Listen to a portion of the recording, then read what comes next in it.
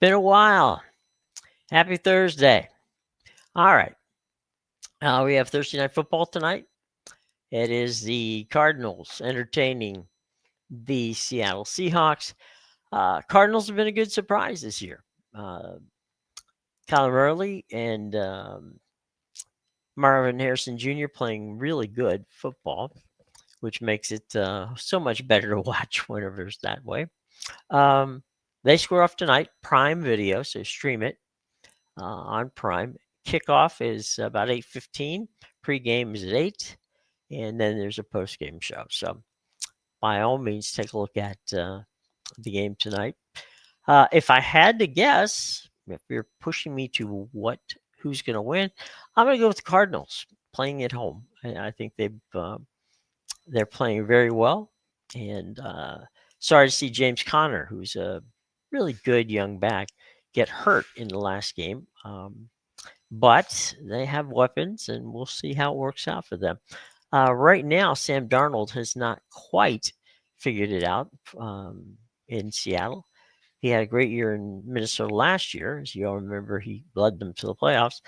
They signed a big deal with the Seahawks this season, and thus far, it's plus minus on it's only 3 games into the season, so we really can't make um, a judgment on what he's done. But so far, it's been a slow process. But the old saying, it's not where you start, it's where you finish. So we'll see how that's going. So let's talk about start and finishing. CBS has put together a list of the top power rankings for this week. Still on top at 3-0. Your Fly Eagles fly. That's right. The Philadelphia Eagles are on top of the power ratings. They're 3-0. Now they haven't really played that well. Okay, let's start with that. But that being said, they're defending world champions, and two, they're undefeated. So until somebody proves that they're better at this than Philadelphia, I guess the Eagles are top. Not a bad choice. Let's move down the list. The Buffalo Bills also at 3-0. Okay, now they did beat the Ravens to start the season. Okay, that's great. Then they beat New Orleans and they beat Miami. I'm not so certain how good Buffalo is. It takes a lot to beat the Ravens at that point. That was the first game of the season. But as far as it goes with regard to the Dolphins were in that game almost to the end. So, I'm not going to argue with the boys at CBS Sports for putting this together and putting them number 2, but I'm skeptical. Detroit Lions ranking at 3rd at 2-1. They had a great day. That's an understatement. They had a killer day with regard to their game last weekend against the Chicago Bears when they absolutely, just blew them out of the building. So I do believe Detroit's back. They're definitely playing well. They're top 3 so far. All right, now here we go. Number 4, the Los Angeles Chargers. I have been telling you, in my mind, at this point in time, probably the best team in the American Football Conference is the Los Angeles Chargers. They're 3-0. That hasn't happened for them since 2002. And more importantly, they're 3-0 in the division, which is, the AFC West. And not that that's such an easy. Now they beat the Chargers, okay, and and they beat Oakland, and then they beat Denver. So we've got a team that's out there 3-0. They've got the leg up in the conference. But excuse me. Should there be a tie, the Chargers own the tiebreaker at this point. But they're playing really well, and got to give it to, Najee Harris got hurt, and we're sorry to hear that. he's got a season-ending injury. But the Bolts really, they're playing pretty well. And their first round draft first round draft choice, Omar Hampton, has played really well. And so he's going to probably take the reps that James Conner would have gotten, but obviously now that he's hurt. Justin Herbert is playing out of his mind. He has really had a great season so far. Keenan Allen's played. Their defense has played well. So ranking them up there at number 3, got no problem with that. The Buccaneers move up to 5. They enter. The Buccaneers have done something which has really not been done in the last 50 years. And that is they have won their 3 games in the last minute. Okay.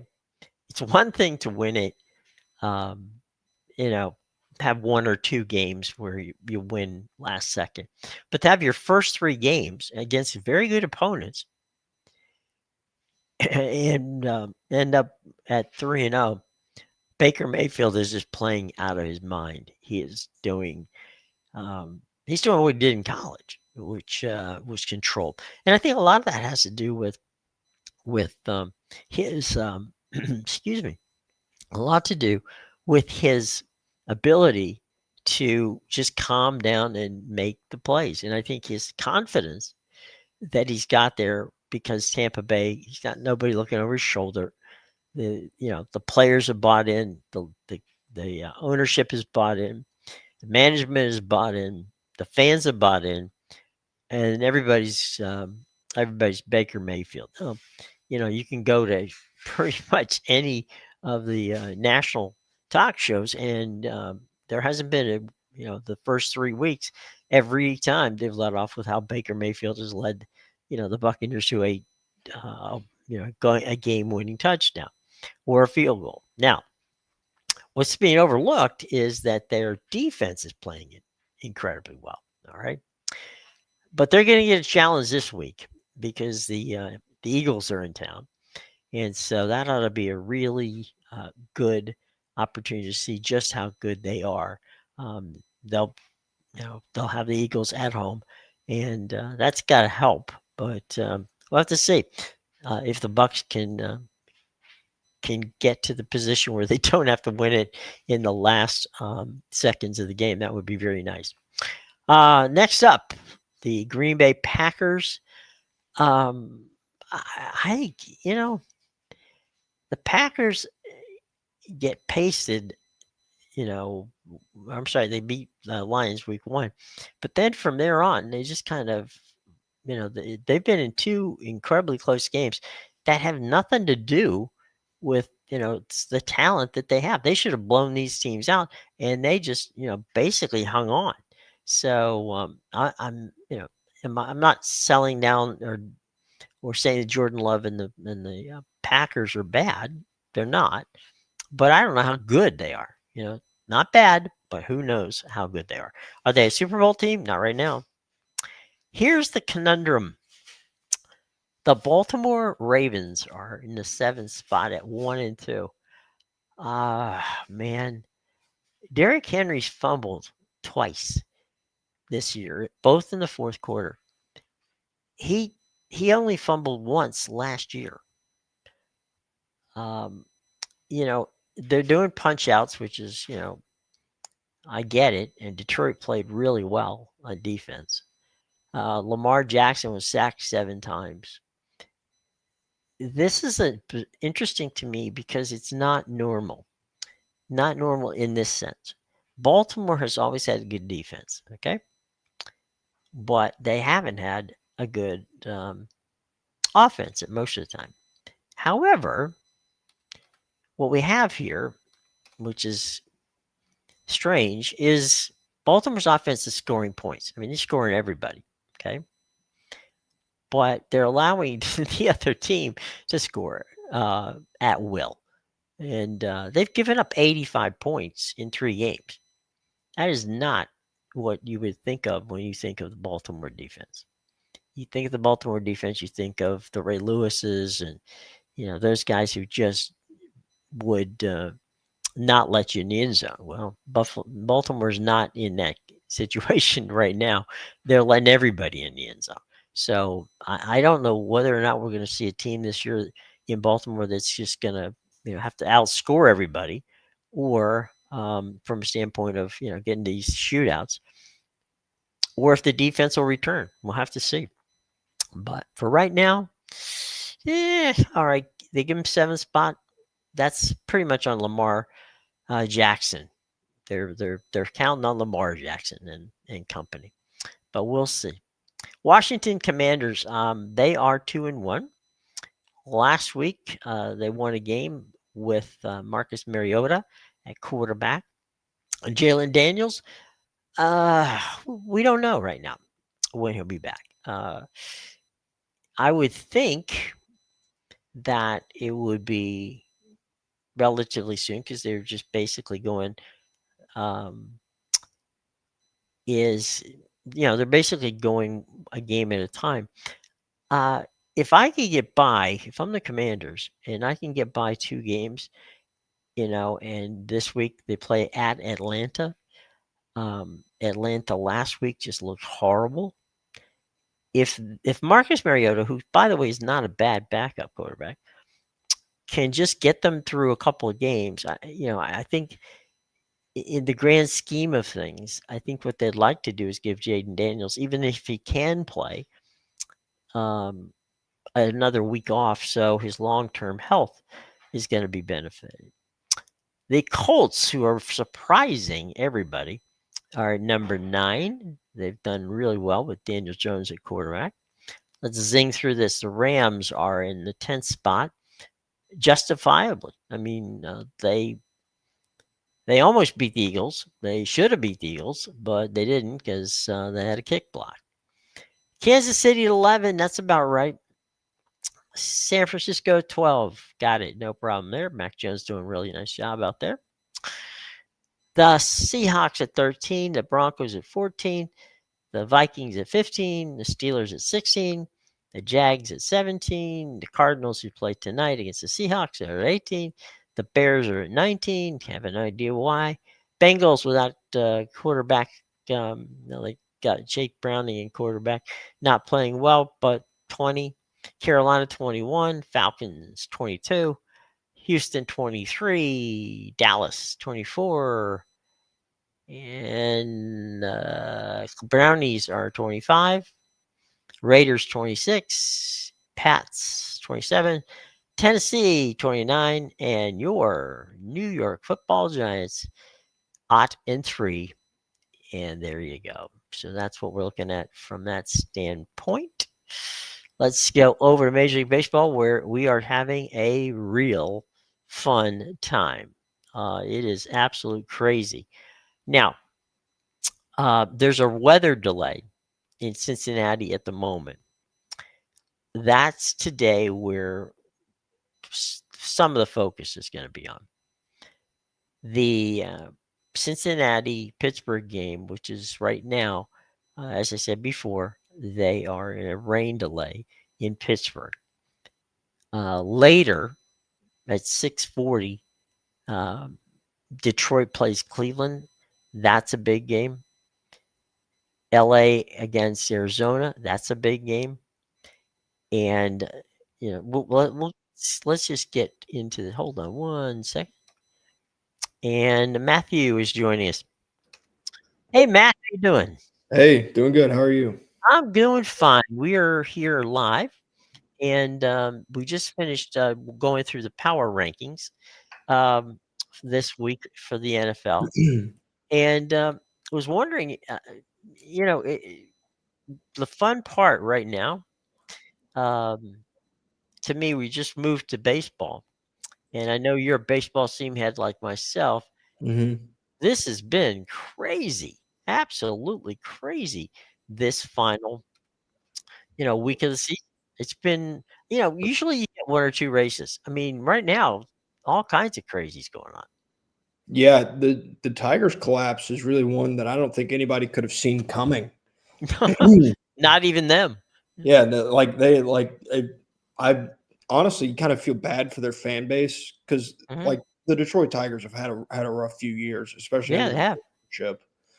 But at the same time, like you almost have to tip your hat to Cleveland, who has Oh, just yeah. played terrible baseball for the majority of this season. Right. I saw something that one of their fans put out on X today, Hmm. and it was they've scored more runs than like 3 teams, and I think the 3 teams are the Pirates, the White Sox, and the Rockies.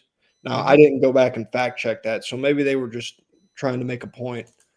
Um, but like they had a negative run differential for a majority Hmm. of the season, but their pitching has come on really strong here in the second half. And I mean, I to be honest with you, I fully expect them to sweep the Tigers tonight. Yeah. I mean, I saw the game last night. It was a real good game.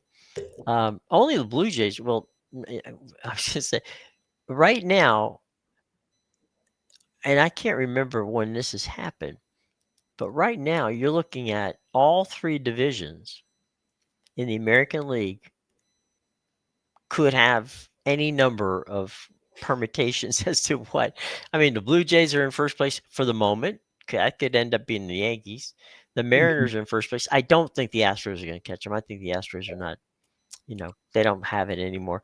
The Yeah. Guardians, as you say, playing hot. They're now in first place. Detroit's Detroit's bad issues.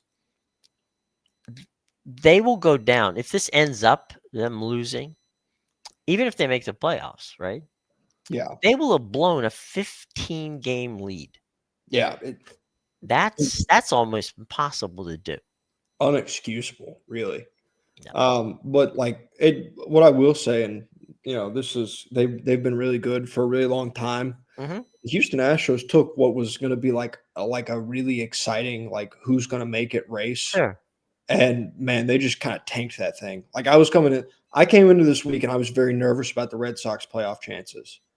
The Red Sox Don't won. worry about it. You're in Yeah, good they won shape the now. first 2, and the Athletics beat them twice, and all of a sudden, like, any chance of there really being a true AL wildcard race is just gone. Now it's just who's gonna win divisions, really, Right. Right.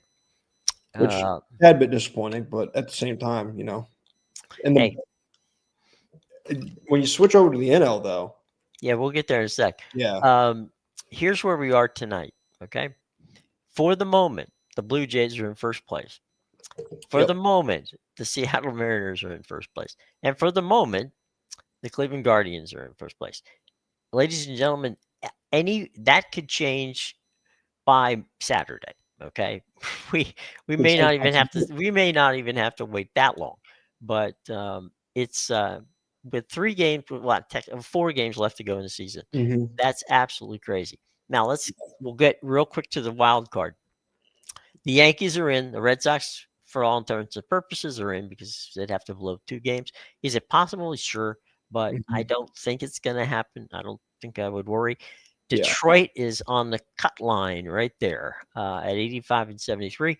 1 game ahead of the Houston Astros. I don't think you have to worry about the Rangers. They're 5 back, and there's 4 to play. So I'm pretty sure that mathematically, that's you're gone. Yeah, it's not officially done, but it's done, Yeah, pretty much, it's one of those kind of things, right? yeah, one of the last place team would have to lose out for the rest of the season. Yeah. And the other team in front of them would also have to lose out, and they'd have to win out. That's probably the math that you're looking at there if the Yeah. Pictures were to make the playoffs. No, but it's with the Blue Jays in the division tonight is going to be I don't think they're going to head into the weekend with the division lead Mhm. because the Yankees still play the White Sox tonight, and the Right. Blue Jays have a bullpen game against Brian Bayo, and Brian Right. Bayo has had a rough September. But, like, if you get even half the version that you got for the majority of this year out of Brian Bayo, then the Mhm. Red Sox should win that baseball game. You're in good shape. Yeah. Let's bounce over the American National League. Milwaukee's in. Mhm. They're safe. Okay. The Phillies are safe. The Dodgers. I'm going to go with the Dodgers are safe. Yeah, I don't the think the Dodgers and the Padres are going to catch them. yeah, yeah. So you got the Cubs in that number 1 slot, and they're not going anywhere. Padres are 5. They're They're solid. This Yep. is where it goes. It's the Mets, the Diamondbacks, and the Cincinnati Reds. Those three teams are separated by one game, Yeah. and Cincinnati owns the tiebreak on the Mets. And I don't know. I'm not sure what the Diamondback situation is there, but um, that's going to be a fun. Now the Cincinnati, um, I believe that game, the Cincinnati game, is in a rain delay Okay. because they were supposed to start at 12:30, Oh, and they haven't. Let me just well, go back it's and check that for a second. Uh, 12:26 right now. But yeah. in terms of the race itself, the Mets should have like all the pressure in the world sitting Hmm. on them right now Yep. because you can't go out and spend $1 billion and then not make the playoffs and have the Reds make the playoffs. Yeah, they are Right. in a rain delay. Yeah. Um, They're in a rain delay. Tampa Bay and Baltimore. That's a 105. I can tell you, I live about 20 minutes from the ballpark at mhm, Camden Yard, and it's raining here. So I'm not so sure that they won't be in a rain delay either. yeah. Minnesota, Texas, that's a game that nobody cares about, and it's at 2:35. Mhm, Houston and the Athletics, that's a game this afternoon. 3:35 Eastern time. The game's being played out in Sacramento. Valdez is pitching for Houston. Athletics are going with Ginn. Dodgers, Arizona. That's a 3:40 first pitch for that game. Yamamoto is pitching for the Dodgers. Beeks for Arizona. Miami, Philadelphia, meaningless game. Detroit, mhm. Cleveland, not such meaningless game there. Melton is pitching for Detroit. Messick is pitching for the Cleveland Guardians. White Sox, Yankees. The White Sox have got their golf clubs all ready to go. So, and the bus is running, so I'm pretty Yep, sure that game is not going to last long. Martin is throwing for the White Sox. Rendon is pitching for the Yankees. Boston, your boys are in Toronto, above the border. Bello, as you said earlier, pitching mhm, tonight for them. Villand pitching for Toronto. The Mets, Cubs, big game for the Mets. McLean pitching for the Mets. Imaglia pitching for Chicago. Angels, Kansas City. That's a friends and family game. And Colorado, Seattle. It, that might have been something important a week ago, but right now I don't think it makes any difference. nope. Chicago and St. Louis. This is tomorrow. Real quick, we'll get to that. Mhm. We'll circle back. Tomorrow starts the last three games of the season. St. Louis and Chicago. I don't think that's a meaningless game to me. Um, Relatively. I think St. Nobody's Louis going is anywhere. I think St. Louis is in a similar situation as Texas to where they're not like technically eliminated yet, Man, but they're done. they're pretty damn well close. Yeah. Yeah. Minnesota, Philadelphia, well, that means this game means something to Kyle Schwarber. Um, White Sox are at Washington. I'm a I'm a big fan of my Washington Nationals, but these are two pathetic teams getting ready to play three games that will mean nothing to anybody. Yeah. The Yankees are in Baltimore. Um, Rogers is going to pitch tomorrow for Baltimore. Mhm. We don't know who's going to pitch for the Yankees just yet. The Blue Jays are hosting the Rays. Shane Bieber is going to pitch tomorrow for Toronto. I have no idea who's pitching for Tampa Bay. That's an Apple TV game. Detroit and Boston is also an Apple TV game.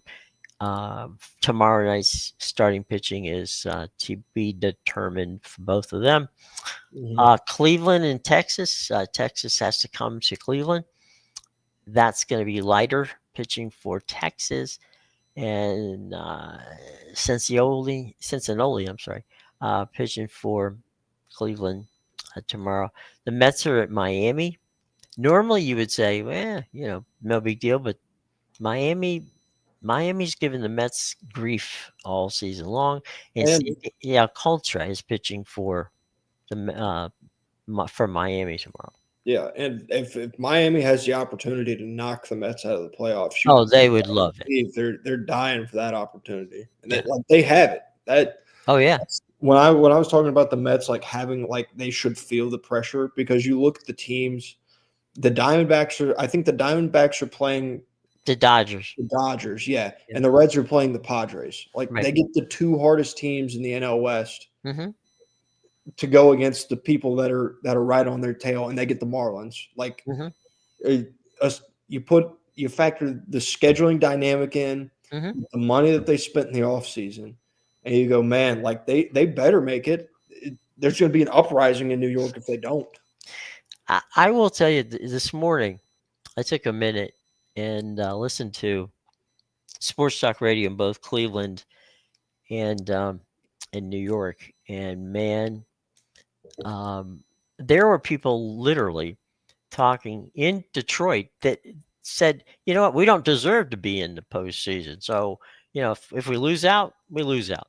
And it's like, wait, guys, let's get back here for a second. Fun fact, since 1969, the Detroit Tigers have been in the playoffs 9 times. Mm-hmm. Okay. That's a long time. Yeah. And so if you make it to the playoffs, if you're in, anything can happen. All right. Yeah. So, I wouldn't write them off. Now, over on the other side, um, listening to WFAN this morning, uh, pitchforks and and stakes and pitchforks, they're headed for Citi Field with with pitchforks. I mean, Yeah. which fortunately for the Mets, they're on the road this weekend. Mm-hmm. But they lost 2 out of 3 to the Nationals. Okay, Yeah. and I mean, didn't look good at that. look, They I didn't think look that good against the Cubs. yeah, I think the question like for yeah, you say anything can happen when you get in the playoffs, but Mm. the caveat for anything can happen in the playoffs means you got to be able to pitch. Yep. Like the Mets went out and their big pitching investments. They made a pitching investment at the deadline with Ryan Helsley, Right. who hasn't looked very good for them Right. after the trade. Sure. And their big investment in the starting pitching front was, I believe, they brought back Sean Manaea Yeah. and turned closer Clay Holmes into a starter. Those were their two big Correct. pitching. And now, Holmes didn't really work out, and they're trotting out 3 rookies as the bulk of their rotation right now. Like, Well, and their bullpen sucks. yeah, they're pitching from top to bottom. Like it doesn't matter, starter, middle reliever, back end of the bullpen. It's all rough. Like Right. there's nothing that you point to and yeah, this guy can go win us a playoff game, or I trust this guy in a playoff situation right now for the Mets. They just don't have. They don't have. Well, I'll tell you how, and this is, there's some weird, stat situations going on. The other night when the Mets lost 3-2 to the Nationals, the Nationals scored all 3 runs in the second inning. Mm-hmm. So either the Nationals pitching has gotten a hell of a lot better, or the Mets just are at that point where they're so tight that they can't score runs. Yeah. And, now they came back in Chicago and had that, had that big win, but they haven't looked particularly good in either of those 2 series, No. which wraps up. I don't. Last night was kind of weird with Toronto. Mm-hmm. Max Scherzer was pitching, Yep. and he couldn't get anybody out, No. which is very un-Max like. And Max is the guy who you really want in the playoffs, because he's had a good history in playoffs. But he can't. He doesn't have it anymore. I don't think. Yeah, he was coming into last night. He was carrying an ERA over 5. Right. I believe, for the season. And I think over his last couple starts, his ERA jumped even more. I think it was in like the 6 range over his last couple. And his problems had been in the first inning. Right. That's where his problems came. That's always been his problem. Yeah. Gave up 3 in the first. Yeah. And then he put it in cruise control. I think I think he was still in when Masataka Yoshida hit the Yeah. solo home run. So I think he ended up giving up 4 in total. Right. And then, like their offense couldn't do anything against Garrett Crochet last night. Right. Like 3 hits in total. And it wasn't like he was just like sitting them down. He had six strikeouts. Mm-hmm. So he wasn't like just mowing them down, but he was pitching to contact and letting the Red Sox play defense. And Right. surprisingly, the Red Sox played some pretty good defense behind Mm-hmm. Garrett Crochet last night. Yeah. But man, I will say you want to talk about a really, at least optics wise, a tough way to lose a baseball game. Mm-hmm. Getting thrown out at first base from right field, ground ball. It was hit hard.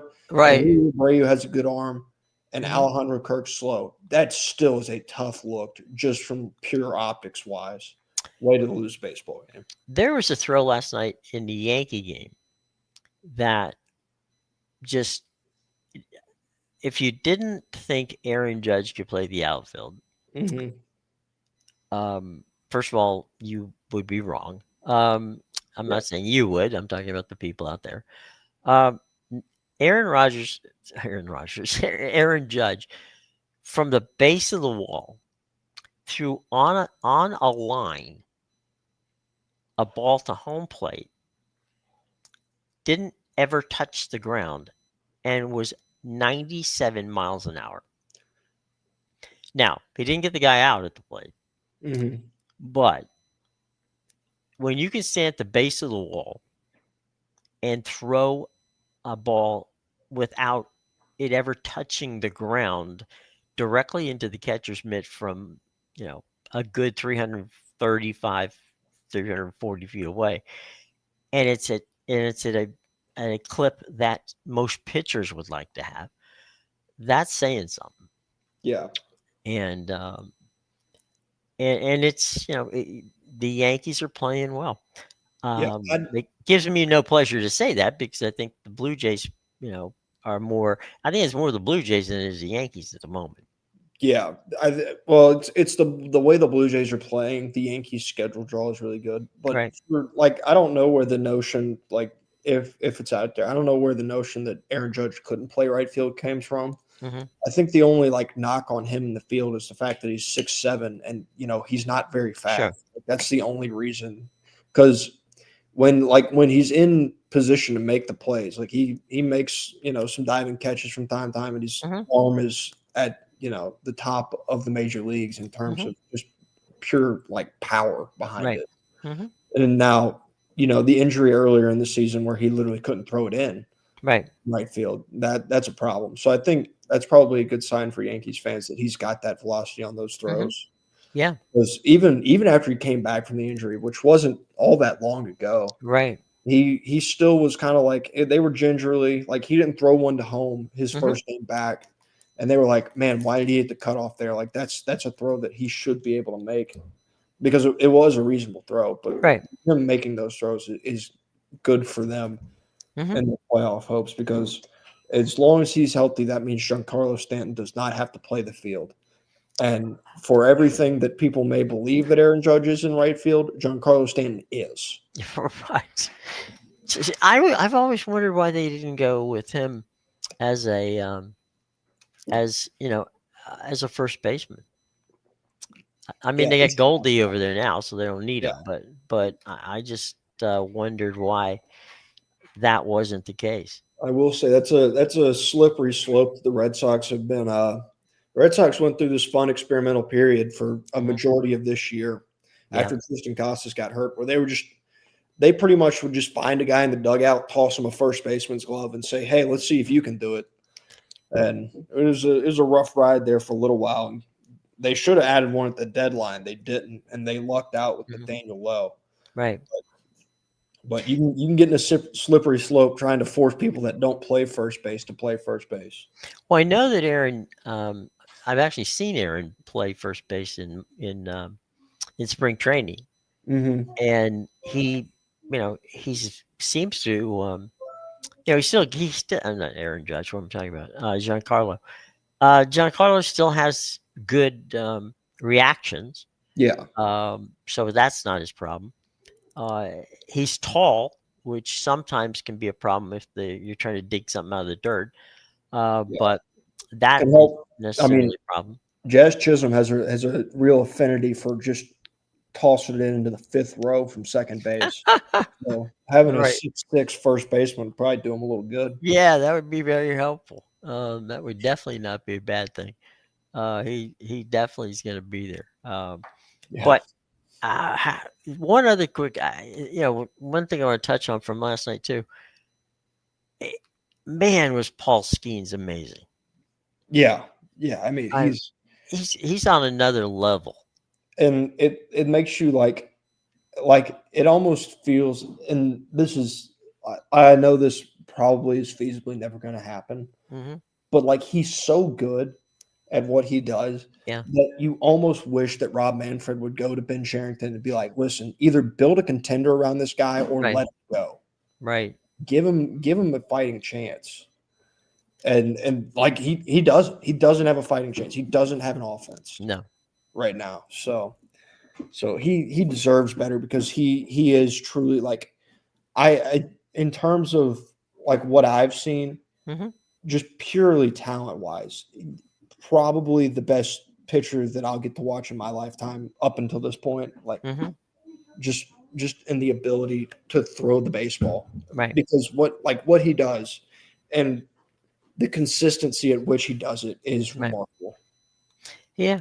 I mean, there's no question. I mean, you in this age to have a sub 2 ERA is just sick. I mean, Yeah. it's amazing, and And do it. he This is does this it is year two. He didn't even have a full year one. right. This is full first season of pitching. And they shut him down last night Yeah. after he pitched 6 innings. Yeah. But I mean, to his credit, he could when he got the 5 innings, which is an official game, Yeah. he could have walked off the mound and said, that's it for the season, boys and girls. Yeah. They won't see him again this season. The Pirates will Yeah. not pitch him. There'd be no reason to, and Yeah. let him get the Cy Young Award. Yeah. eh, That with is. that, It's a. I will say just running back, like this is a little Mhm. more hyper specific, but it's going to be interesting to see the way like some teams, especially in the playoff hunt, Mhm. manage their pitchers, because I know that when it comes to the Red Sox, like this week, so they've got a TBD, and I'm Right. assuming that Connerly Early will be one of their other starters, but then it rolls back around to where Lucas Giolito's set to go. And with the way that Lucas Giolito's pitched, it would benefit the Red Sox greatly to give him extra rest, Mhm.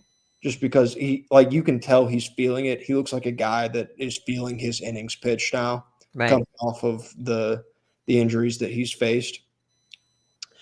And but this is what makes it interesting, is that he has an incentive, a $250,000 incentive that kicks in if he pitches 5 innings. You're talking about Giolito? Yeah, Mhm. and are the Red Sox gonna are they going to send him out there? Are they going to hold him back for rest? Because if you have the playoff spot, which at that point you would assume that the Red Sox have that playoff spot, there's Mhm. no need to go pitch Giolito.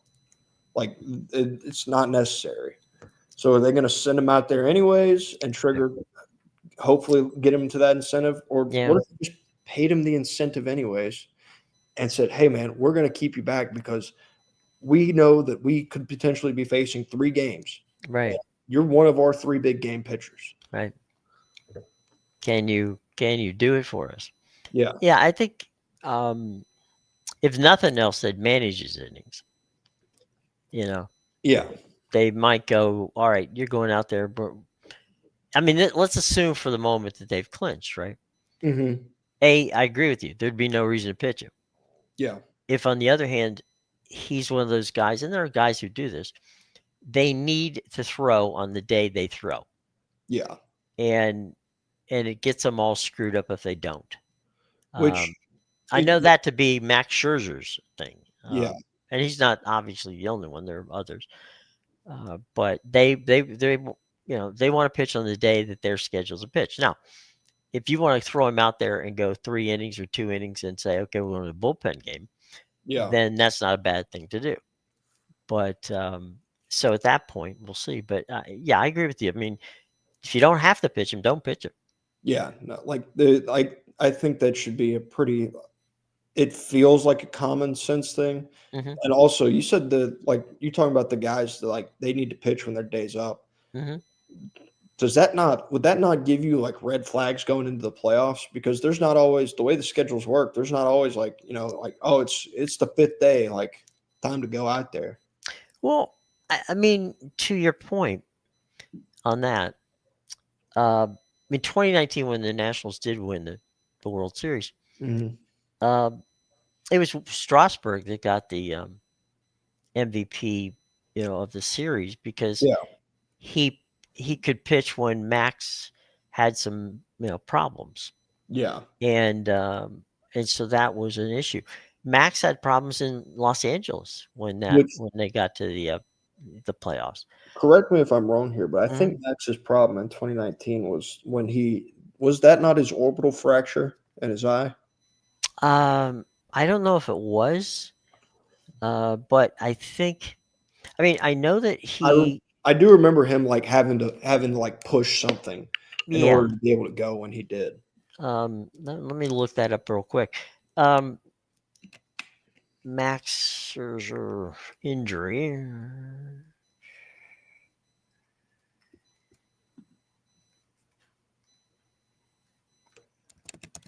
2019. All right. The leading story here was that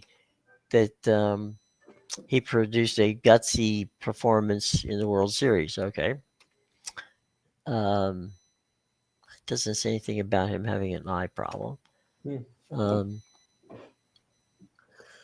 so let's see what Joel Sherman at the New York Post said.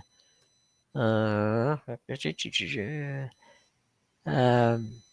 is Game 7. Okay, yeah, I remember that one. Yeah, he was pitching on 3 days rest and threw 103 pitches. Uh, Um, so regardless of that, it's what concerns me about Max is he doesn't have the velo that he had, yeah, which you would expect him not. Um, but Max is not one of these guys who throws three or four different pitches. I mean, he's pretty much a fastball slider pitcher, yeah. and so he's not gonna fool anybody. And that's I think what happened in the first inning yesterday is everybody knew exactly what he's going to do. I love Max Scherzer. I would love to see Max Scherzer be very successful, but I don't think. But I honestly was surprised that he came back this year.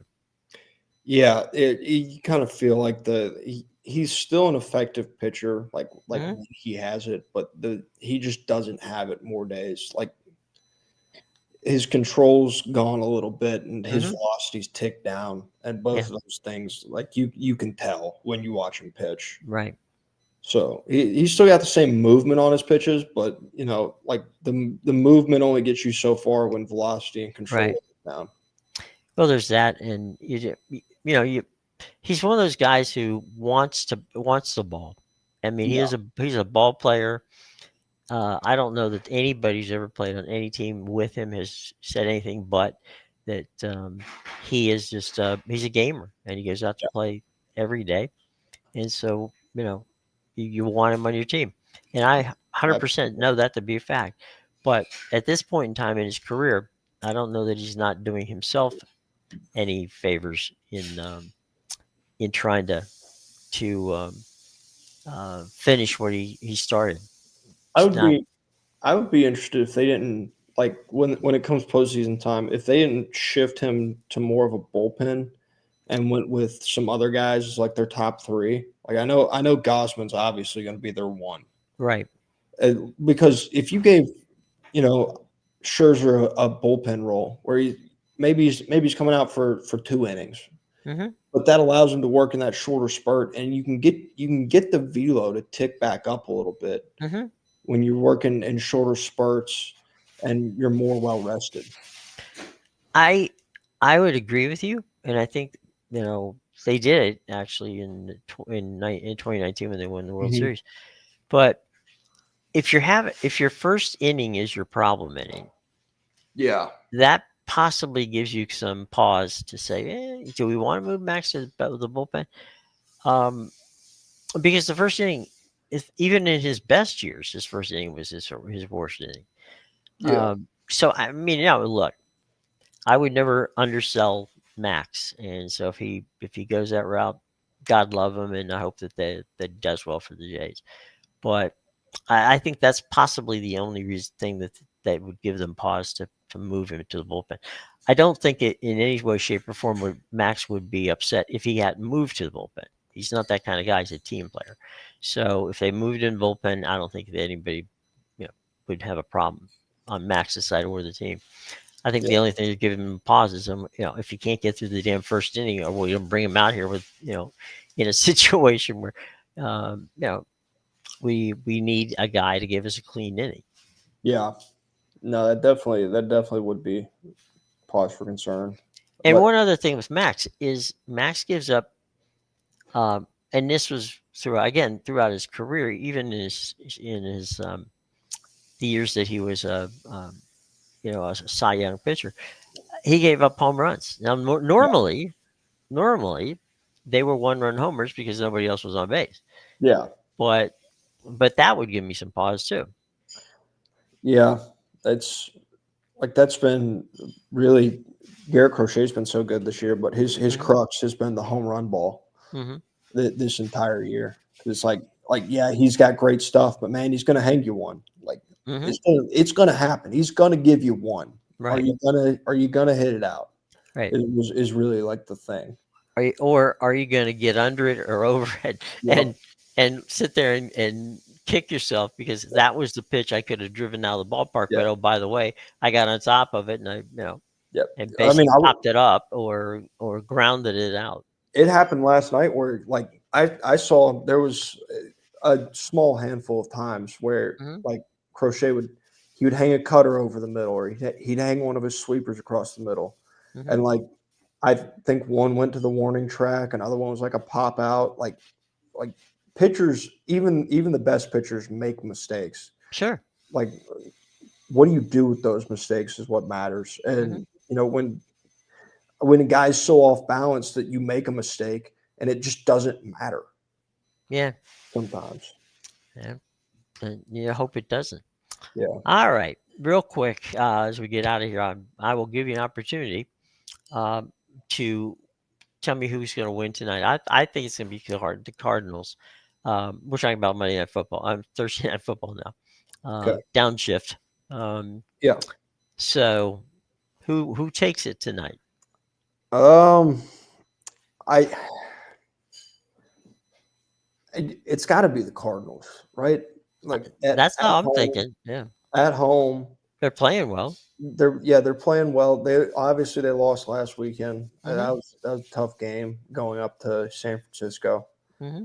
But with the way Seattle's not a bad football team, No. I'm still not fully in on Seattle and Hmm. their complete unit of weapons. Right. Not that I'm sold on Arizona's unit of weapons. They Hmm. lost James Conner, Sure. fairly certain for the year. So He did. He's gone. yeah, so Trey Benson is now their bell cow back. You're Hmm. still kind of waiting on Marvin Harrison Jr. Look like Marvin Harrison Jr. back when he was at Ohio State. Like Yeah. that hasn't really happened yet. No. It's been a lot of Trey McBride for that Cardinal Hmm. offense. Yep. So you almost the Cardinals need this one Yeah. more than the Seahawks do because it feels like relatively speaking the Seahawks expectations were pretty low coming into the year. Like no one's really expecting them to go out and win the division. Right.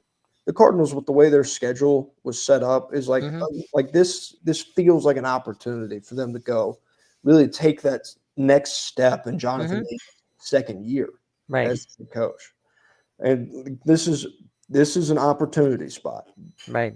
They missed their opportunity last week against San Fran with the backup quarterback and Mac Hmm. Jones. Now you got to go win a tougher ball game at home. Right. So it's fully up. I think they can. Mhm. I'd be curious. I'll be curious to see the way their defense handles Sam Darnold, who's been honestly. I think everybody kind of expected Sam Darnold to leave Minnesota and Right. just return back to the Sam Darnold of before, and he hasn't really done that. He's still played pretty well up until like so far throughout the season, Mhm. and with JSN, that's going to happen. Like he's got to Mhm. get two guys still, Right. but I think it's going to be Arizona tonight. Yeah, me too. All right, tomorrow we get to talk golf. We had the Ryder Cup. We Yes. will know a little more about what's going on in baseball, and we'll take a look at a weekend full of interesting college football. Yep. So, everybody, get your lunch ready and join us tomorrow around 12 o'clock, and we will have some fun talking, and we will get to your questions, and we'll have some, hopefully, some good answers to those questions. Yep. But for Matt, this is Jim, and we'll see you tomorrow, guys. Take care. Enjoy your day.